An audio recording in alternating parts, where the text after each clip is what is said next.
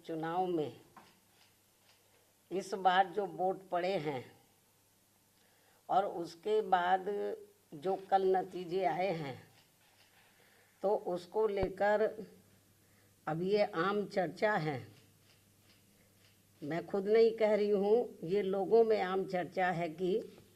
पहले देश में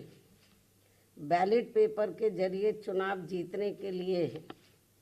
सत्ता का दुरुपयोग करके फर्जी वोट डाले जाते थे, और अब तो ईवीएम के जरिए भी ये कार्य किया जा रहा है,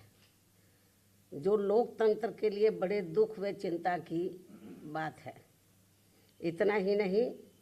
बल्कि देश में लोकसभा व राज्यों में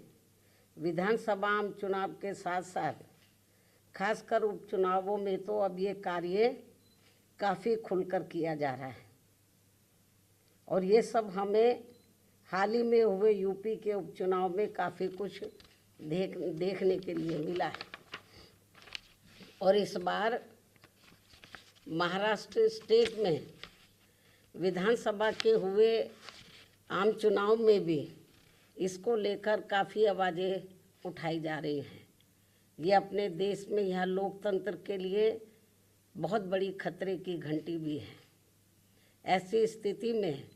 अब हमारी पार्टी ने ये फैसला लिया है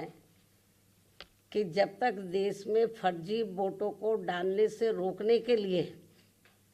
देश के चुनाव आयोग द्वारा कोई सख्त कदम नहीं उठाए जाते हैं, तो तब तक हमारी पार्टी देश में खासकर अब कोई भी उपचुनाव नहीं लड़ेगी। मैं उपचुनाव की बात कर रही हूँ, बाई इलेक्शन की। तो तब तक हमारी पार्टी देश में खासकर अब कोई भी उपचुनाव नहीं लड़ेगी। जबकि आम चुनाव में जब जनरल इलेक्शन होते हैं, जबकि आम चुनाव में इस मामले में थोड़ा बचाव जरूर हो जाता है, क्योंकि इनका अर्थात सरकारी मशीनरी का सत्ता परिवर्तन के डर की वजह से, जब जनरल इलेक्शन होता है, जो पार्टी पावर में होती है, जरूरी नहीं है कि वो पार्टी पावर में फिर से लौट के आ जाए, दूसरी पार्टी भी आ सकती है। तो फिर वो जो सरकारी मशीनरी है वो थोड़ा घबराती है। जबकि आम चुनाव में इस मामले में थोड़ा बचाव जरूर हो जाता है, क्योंकि इनका अर्थात सरकारी मशीनरी का सत्ता परिवर्तन के डर की वजह से आम चुनाव में इनका जनता पर कोई ज़्यादा दबाव या डर आदि नहीं होता है, जिसे खास ध्यान में रखकर हमारी पार्टी देश में लोकसभा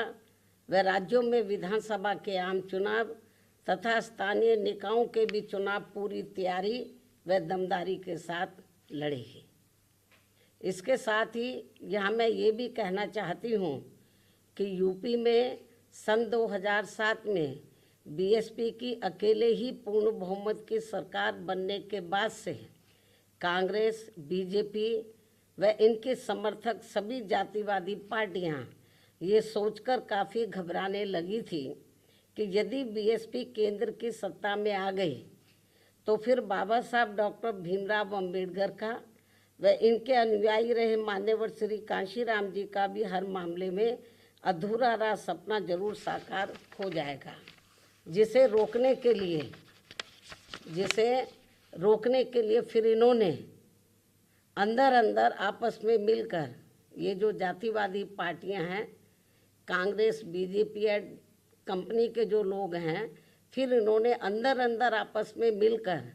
व पर्दे के पीछे से खासकर दलित समाज में से बिकाऊ व स्वार्थी किस्म के लोगों के जरिए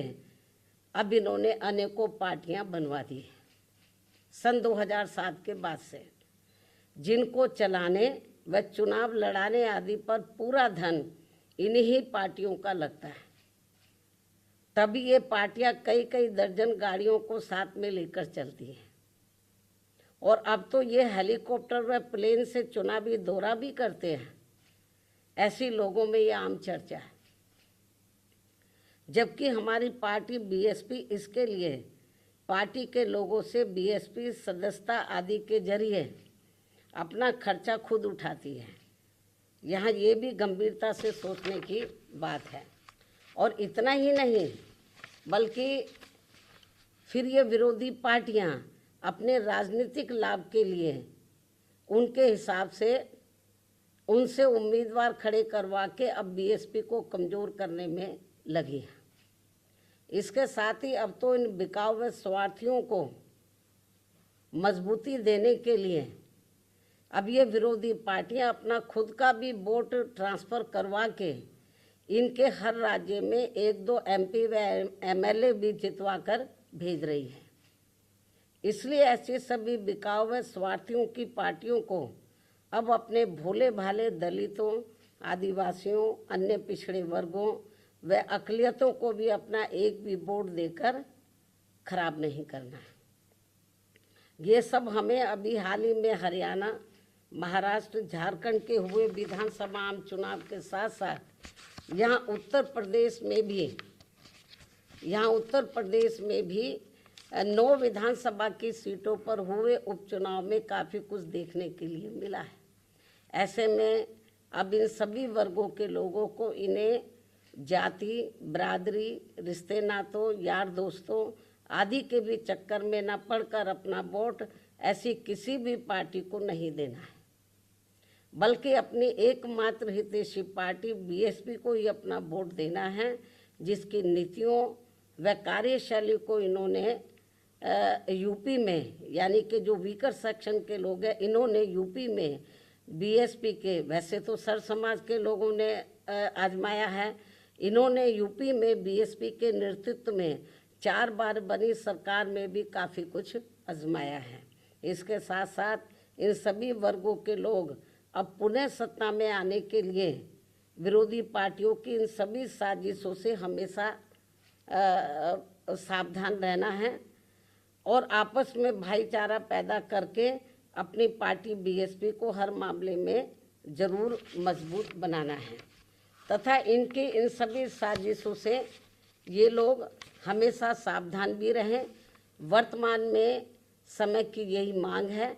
और सर्वजन हिताय व सर्वजन सुखाय के लिए इसकी ये खास ज़रूरत भी है।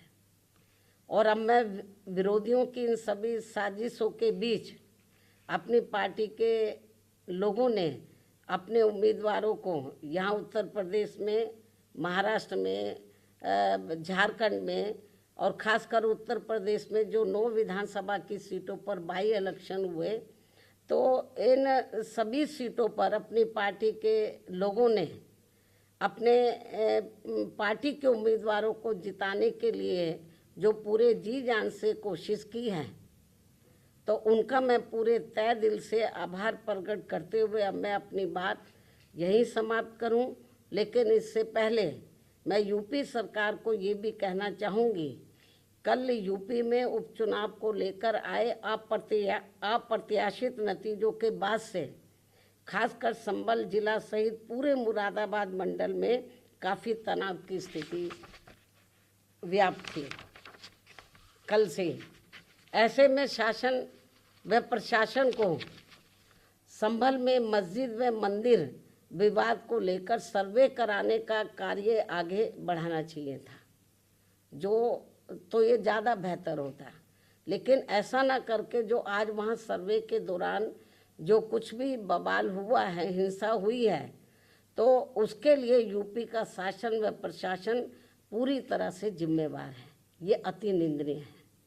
ये जो भी कुछ उधर हो रहा है ये अति निंदनीय है, जबकि ये काम दोनों पक्षों को साथ में लेकर शांतिमय ढंग से किया जाना चाहिए था, जो नहीं किया जा रहा है। ऐसे में अब मैं खासकर संभल के सभी लोगों से वहाँ शांति व्यवस्था बनाने की भी पुरजोर अपील करते हुए अपनी बात यही समाप्त करती हूँ। धन्यवाद। जय भीम व जय भारत।